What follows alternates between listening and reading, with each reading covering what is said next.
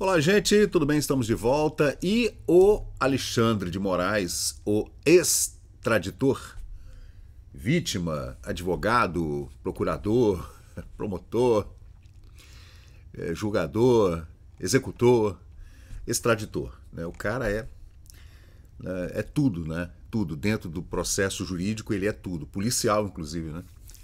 Cara, é bizarro. E agora ele pediu a extradição do ex-assessor dele, né? Que é o assessor daquele tal de AEED, que é Assessoria para Enfrentamento à Desinformação, criado pelo STF, né? Uma coisa bizarra, pelo TSE.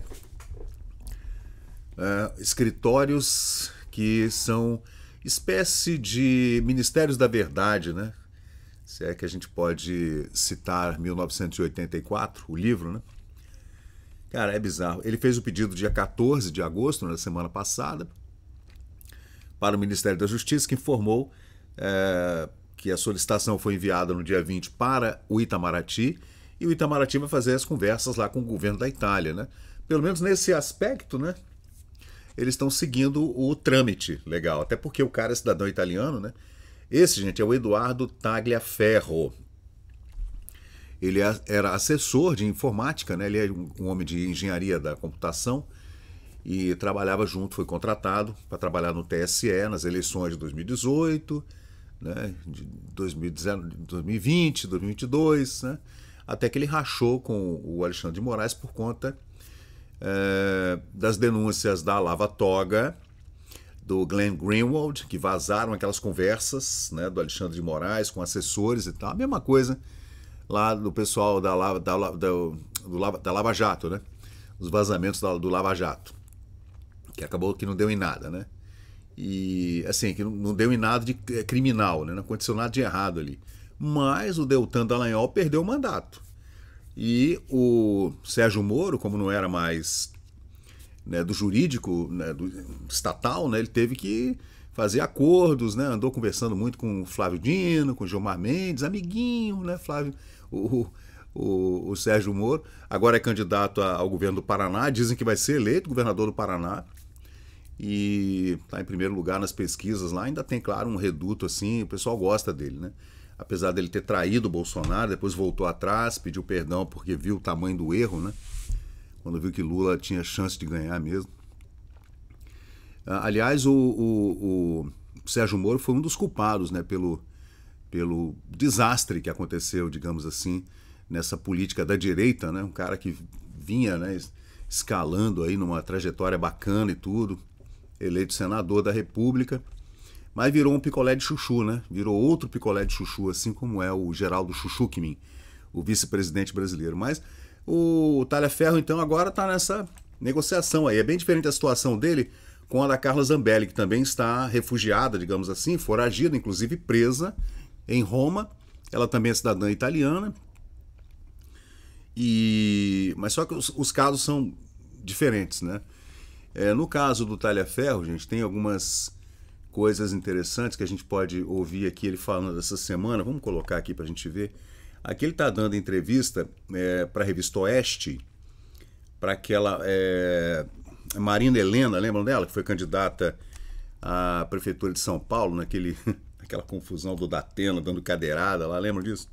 Vamos ouvir aqui. Eduardo, o senhor fez todas essas denúncias e a minha pergunta é a seguinte: você disse que tem várias provas, né, que vai entregar isso para as autoridades italianas, então seria interessante a gente saber o encaminhamento disso e também saber se nesse grupo de outras 7 pessoas, se teriam outros também, talvez dispostos a denunciar isso. E como que você vê como o assunto está sendo tratado aqui? Isso é muito grave e a gente vê que quem está denunciando está sendo perseguido, enquanto que Moraes não está nem sendo investigado. Eu vejo tudo isso que aconteceu como uma aberração jurídica, uma aberração à humanidade, uma falta de consciência, de amor ao próximo, e da forma que foi feito não se difere muito do que foi feito em momentos históricos, como inclusive o Hitler que ele fez. Eu não consigo diferenciar muito Hitler e Alexandre de Moraes. As atitudes, as ambições, os desejos são os mesmos. Dentro do que foi feito, do trabalho até hoje, teve aí, você viu, alguns vazamentos, teve, inclusive há uma semana atrás, as certidões, que foi uma divulgação importantíssima, porque ali nós estamos tratando de centenas de pessoas presas. Ele está falando do 8 de janeiro, né? Do 8 de janeiro, em que foram presas 1.200 pessoas, foram mantidas presas já com a PGR mandando soltar, enquanto o Alexandre de Moraes tratava com seus assessores, inclusive o Talhaferro e outros 2 juízes, né, dentro do TSE e também da Suprema Corte, para investigar se nas redes sociais das pessoas presas havia algo que pudesse ser tirado dali para processar a pessoa de alguma forma, entende? Bizarro, né? Bizarro mesmo. E tudo isso, e eu não vejo praticamente nenhum resultado, nenhum. Eu não vejo outras mídias divulgando, eu não vejo grande imprensa falando nada, eu só vi que não... É estranho, né? A imprensa não falar nada, né? E a imprensa sempre foi pela liberdade de expressão, né? Pelo devido processo legal, pela investigação, né? E ninguém fala nada, gente, sobre esse assunto aí da Vaza Toga, né? Estão protegendo o Alexandre de Moraes de forma assim, incansável. Não dá para entender o que está acontecendo, né? Tem alguma coisa maior do que isso aí, na minha opinião. O que vocês acham, hein? Parece que tem alguma coisa pairando, assim, uma eminência parda ou eminências pardas, algo supra tudo isso aí que a gente está vendo. Não é estranho pra caramba? Tem alguma coisa por trás disso tudo aí que a gente não sabe o que é. No momento que foi divulgado, o Senado fez uma pequena manifestação, colocou mordaça, se acorrentou, fez um barulho, até votou a questão do impeachment, conseguiu aprovação, achei isso ótimo, mas não foi para frente. Não adianta.